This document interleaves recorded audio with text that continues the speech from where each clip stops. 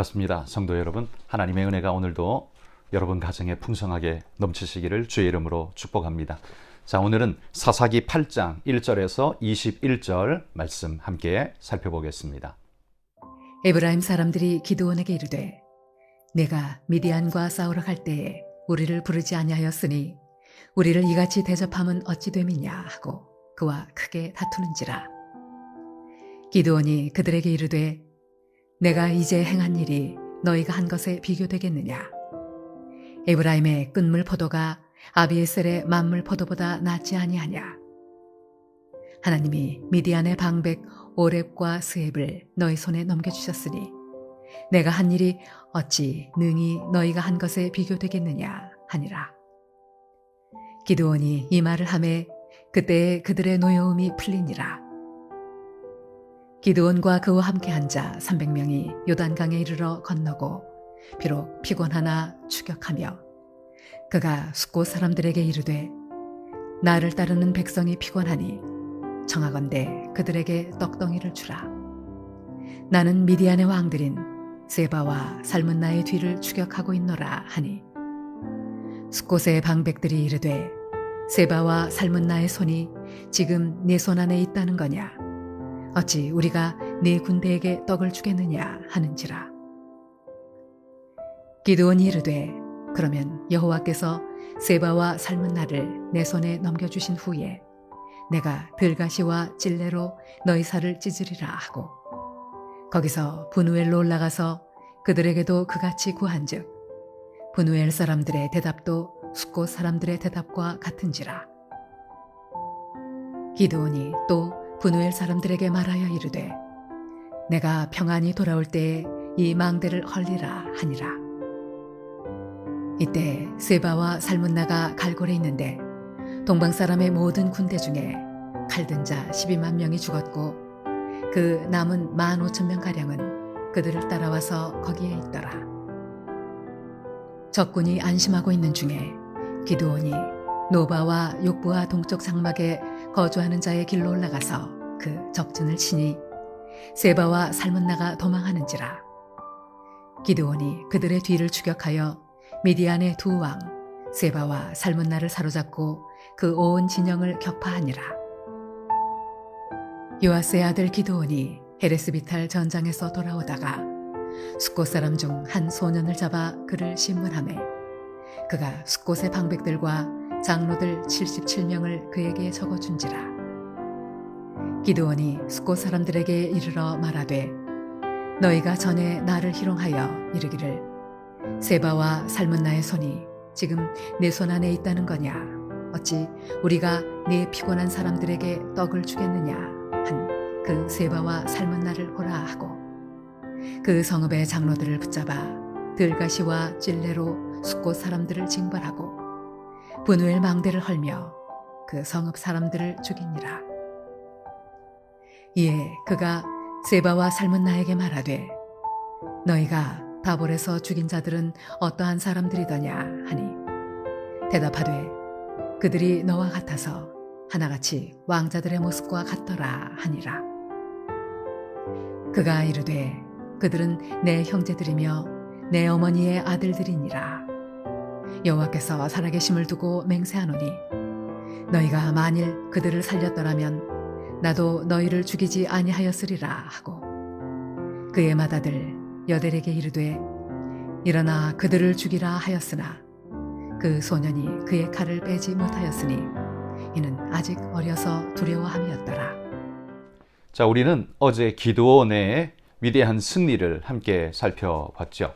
기드온은 하나님의 은혜로 300명을 데리고서 13만 5천이나 되는 그 거대한 대군을 무찌르는 한마디로 450대 1의 전투를 완벽하게 승리하는 그런 모습을 우리에게 보여줬습니다. 그래서 오늘 말씀은 바로 그 승리한 기드온이 그 도망가는 미디안을 추격하면서 벌어지는 일들을 오늘 우리에게 소개하고 있는데요.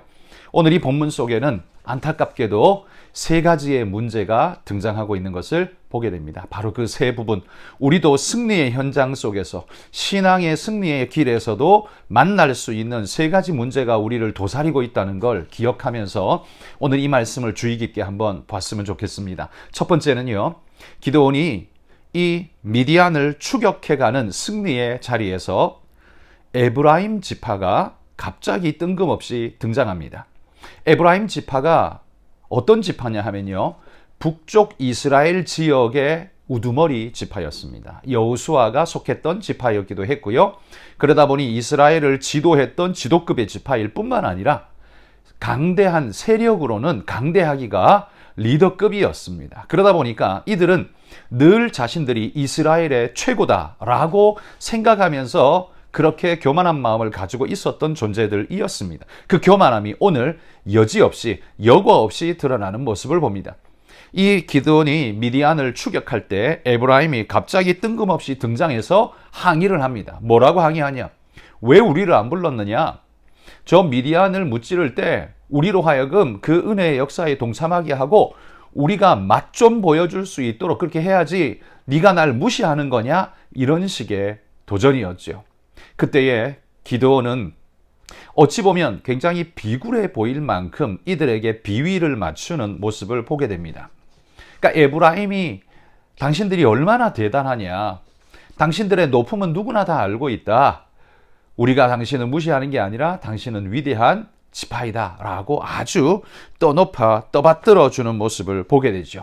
그런 떠받들어주는 말에 에브라임 지파 사람들은 마음이 조금 누그러졌습니다. 여러분, 에브라임 지파가 왜 기드온에게 이렇게 항의했을까요? 자기들로 하여금 싸움에 못 나가게 했기 때문에 그럴까요?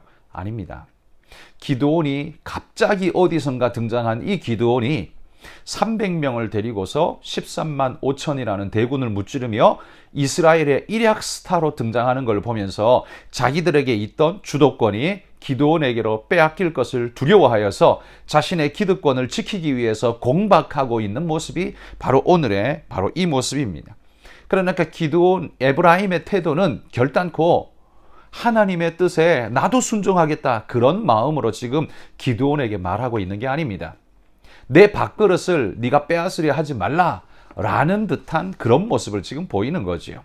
거기에다가 기드온은 또 비굴하리만큼 좀 그런 모습을 보여주고 있습니다. 여러분, 이 일이 나중에 에브라임에게 또다시 반복되어집니다. 입다 사사가 있을 때에 그 대적을 무찌르러 승리하고 무찔러 나아갈 때 에브라임은 똑같이 기드온에게 했던 것처럼 똑같이 나와서 그렇게 태클을 겁니다. 그때의 입다는 그들을 그냥 두지 않고 그들을 무찔렀습니다. 공격했습니다. 그래서 4만 2천 명이 죽임을 당하는, 에브라임 지파 4만 2천 명이 죽임을 당하는 일을 경험했던 거죠. 만약 기드온 때에 이들을 하나님의 말씀으로 엄히 꾸짖고 바르게 가르쳤더라면 나중에 4만 2천 명이 죽는 이런 일은 없었을지 않았을까라는 생각을 해봅니다. 에브라임이 이렇게 기드온 자신들의 기득권 플러스 기드온의 비굴하리만큼 자기에게 맞춰주는 이런 모습이 합해져서 더 교만함을 떨고 있는 모습을 보게 된다는 거죠. 결국 보십시오. 교만이 무엇을 만드는가? 교만은 공동체의 분열을 만들 뿐만 아니라 자기 파멸을 가지고 오고 있다는 사실을 우리는 발견할 수 있습니다. 여러분, 교만은 자기 승리 같은 그런 승리감을 처음에는 주지만 궁극적으로는 결국 파괴될 수밖에 없다는 사실을 우리는 기억해야 합니다. 이게 첫 번째 오늘 본문에 나오는 문제입니다. 두 번째 문제는요, 기드온이 이 에브라임의 문제를 어쨌든 비껴나가고 추격할 때에 이 추격하는 300용사 군사들이 지치고 많이 힘들죠. 지치고 힘든 이들로 하여금 먹을 것을 제공하고 도움을 얻기 위해서 이 습곳과 브누엘이라는 이곳에 도움을 요청했을 때 이들은 문을 딱 닫아 걸고 돕지 않았습니다. 같은 이스라엘 백성임에도 불구하고 돕지 않았습니다. 이유가 뭐겠습니까? 그건 기드온을 도왔다가 미디안에게 다시 공격받으면 어떡해? 라는 두려움이 있었기 때문입니다. 지금까지 미디안에게 그렇게 침탈당하던 그 일이 그들에게는 그냥 강한 기억으로 남아서 노예 의식이 강하게 그들을 지배하고 있는 걸 보게 되죠. 결국 두려움 때문에 하나님의 부르심, 명령 앞에 순종치 못하는 모습을 보게 됩니다. 그들은 공동체의 어떤 것을 생각하기보다 자기의 이속만 생각하고 자기의 안위만을 계산한 사람들이었습니다. 여러분, 300명, 기드온의 300용사는 자기 안위를 생각하지 않아서 그런 일을 할 수 있었겠습니까? 아닙니다.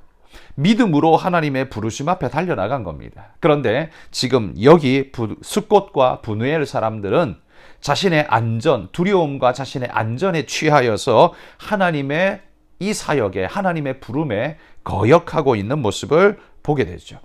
에브라임과는 상당히 또 반대적인 모습이죠. 에브라임은 왜 안 불렀느냐라고 날뛰더니만 또 한쪽 구석에서는 나는 못 나간다라고 문을 닫아 걸고 도움을 거절하는 그런 모습을 보게 됩니다. 이것이 또한 두 번째 오늘 이스라엘에게 나타나는 문제입니다. 두 번째 문제, 그것은 공동체를 생각하지 않고 하나님의 부름에 따르지 않고 개인의 이익과 유익과 두려움에 빠져버린 그들의 모습은 결국 파멸밖에 없다라는 거였습니다. 교만은 파멸을 부른다는 것이 첫 번째 교훈이었다면, 두 번째, 하나님의 공동체, 하나님의 부름에 순종하지 않고 자기 이익과 두려움에 빠져버린 자는 결국 파멸일 수밖에 없다는 겁니다. 이 숫곳과 브누엘은요, 기드온이 미디안을 정벌하고 난 다음에 돌아오는 길에 그들을 완전히 초토화시켜 버렸다는 겁니다. 하나님의 그 명령에 순종치 않았던 한 형제였음에도 불구하고 그 형제의 부름, 도움을 거절했던 그들의 죄악을 이렇게 갚아버렸다는 거지요. 그러니 여러분, 이 두 번째 숫곳과 브누엘은 불쌍하게도 이 미디안에게 죽든 기드온에게 죽든 둘 중에 하나일 수밖에 없었다는 겁니다.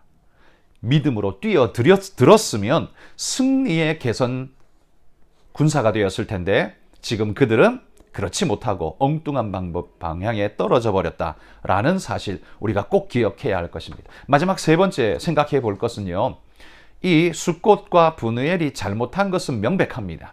그런데 여기에서 우리가 질문을 한 가지 할 수 있습니다. 뭐냐 하면, 에브라임이 항의할 때는 좋은 말로 기분을 맞춰주고 싸움을 피하던 기드온이 숫곳과 브누엘이라는 작은 성읍, 에브라임 지파에 비하면 보잘것없는 작은 성읍이죠. 이 작은 성읍 사람들은요, 그냥 징벌해 버렸다는 겁니다. 왜 누구는 비위를 맞춰주고 누구는 죽여버리고 이렇게 하는가라는 거죠. 이게 뭔가 문제가 있다는 겁니다. 이 문제를 한번 짚어보면, 에브라임은 거대 지파죠. 강력한 세력입니다. 그러니까 강한 자입니다. 숫곳과 브누엘은 어떻습니까? 작은 성읍입니다. 인원수 얼마 되지 않습니다. 기드온이 충분히 힘으로 어떻게 할 수 있는 공동체입니다. 결국 약한 자이죠. 따지고 보면 기드온은 지금 강한 자에게는 비굴하리만큼 약했고 약한 자에게는 아주 강했던 이런 모습을 보여주고 있습니다. 여러분, 이건 신앙의 모습이 사실 아니죠. 강한 자에게 약하고 약한 자에게 강한 이 모습은 비굴한 그런 악한 자의 전형적인 모습이라고 할 것입니다. 게다가 숫곳과 브누엘, 이스라엘의 형제 아닙니까? 그런데 그 형제들을 다 살육해버리는 끔찍한 동족 살육의 현장이 기드온에 의해서 벌어졌다는 것. 여러분, 이게 하나님께서 원하시는 300용사를 보내실 때 하나님께서 원하시던 거였을까요? 저는 아니라고 생각합니다. 미디안을 무찌르는 것까지가 하나님의 명령이고 뜻이었는데 여기 기드온이 잘못된 생각이, 교만한 마음이 발동하고 있는 겁니다. 에브라임의 교만 앞에서는 깨갱하더니만 숫곳과 브누엘의 그 두려움 앞에서는 호랑이처럼 덤벼들고 있는 이 모습이야말로 참으로 안타까운 모습이 아닐 수 없다라고 생각합니다. 이게 그들의 세 번째 모습이었습니다. 하나님을 의지하던 기드온의 모습은 어디 갔는가라는 거죠. 이렇게 인간적인 보복의 모습으로 자신의 마무리를 해버리는 기드온이야말로 너무나 안타까운 마무리였다라고 생각합니다. 여러분, 오늘 세 가지를 살펴봤습니다. 기드온이 미디안을 마지막 마무리 정벌하는 과정 속에서 나타난 이 세 가지의 문제점은 우리가 살아가면서 우리 삶에서 나타날 수 있는 세 가지 문제점입니다. 교만이 우리의 머리를 치켜들 때 우리는 교만함으로 공동체를 깨고 하나님의 뜻에 순종치 못하는 그런 모습이 우리 안에 공동체의 분열과 파괴로 자리 잡게 된다는 것. 두 번째는 공동체를 생각하지 않고 자기 안위에만 집착하고 두려움에 빠져버리면 결국 파멸하게 된다라는 두 번째 사실과, 세 번째는 하나님을 향해 하나님의 뜻에 순종하며 따랐던 그 첫 마음은 어디 가고 첫사랑은 어디 가고 지금 인간의 분노와 인간적인 생각으로 치닫고 있는 기드온의 모습은 아름다운 결말이라 할 수 없다라는 사실, 우리가 이 세 가지로 오늘 살폈습니다. 여러분, 오늘도 우리가 믿음으로 살아가면서 강한 자에게는 약하고 약한 자에게는 강한 모습으로 반응하는 우리의 모습은 없는지, 두려움에 빠져서 마땅히 하나님의 부름 앞에 서야 할 우리가 그 부름을 거부하고 오히려 교만한 죄의 모습으로 두려움에 빠져서 하나님이 원치 않는 그런 죄를 일삼는 그런 모습이 아닌지 돌아보는 시간 되기를 바랍니다. 이 시간 같이 한번 우리 이 말씀을 기억하면서 함께 기도했으면 좋겠습니다. 특별히 우리 선교기도는 태국의 김동현, 백정욱 선교사님 위해서 우리 청소년 센터를 통해서 러이엣 지역의 청소년 부흥 역사가 일어날 수 있도록 기도해 주시면 감사하겠습니다. 우리 한번 이 제목으로 함께 기도합시다. 하나님 아버지, 감사합니다. 오늘도 이 아침에 우리를 불러주셔서 말씀 앞에 서게 하시니 감사합니다. 오늘 기도원이 보여줬던 믿음으로 주님 뜻 따라 나아갔던 아름다운 모습과 인간적인 분노에 사로잡혀서 저질러 버렸던 옳지 못한, 아름답지 못한 모습들을 함께 우리가 보게 됩니다. 에브라임의 교만함이 우리 안에도 있음을 봅니다. 주님 용서하여 주시고 숫꽃과 분우엘의 그 비겁한 모습을 위해서 불쌍히 여겨주시고 인간적인 분노에 사로잡혀 하나님 갈 바를 잃어버린 기도원의 모습도 있습니다. 주님 불쌍히 주시옵소서.